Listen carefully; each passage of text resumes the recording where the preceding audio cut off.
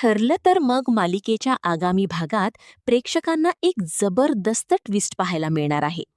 घरातून हकालपट्टी होऊनही प्रियाची जिद्द आणि तिचा खोटा आत्मविश्वास अजूनही कमी झालेला नाही, हेच या प्रोमोमध्ये प्रकर्षाने जाणवते. प्रियाला सुभेदार निवासाबाहेर काढल्यानंतरही ती निर्लज्जपणे दारातच उभी असते. दरम्यान घरात सर्वजण जेवणाच्या टेबलावर एकत्र जमलेले असताना सायलीच्या लक्षात येते की अश्विन अजून जेवायला आलेला नाही. सायली काळजीपोटी विचारते, "अश्विन भाऊजी अजून जेवायला आले नाहीत, मी त्यांना बोलावून आणू का?" नेमकी हीच संधी साधून बाहेर उभी असलेली प्रिया ओरडून म्हणते की अश्विन तिच्याशिवाय जेवणारच नाही. ती उलट सुभेदार कुटुंबावरच आरोप करते की तुम्ही सर्वजण मिळून मला जो छळ देत आहात त्याचा त्रास अश्विनला होतोय आणि म्हणूनच तो जेवायला येत नाहीये. प्रियाचा हा भ्रम तोडण्यासाठी स्वतः अश्विन तिथे येतो.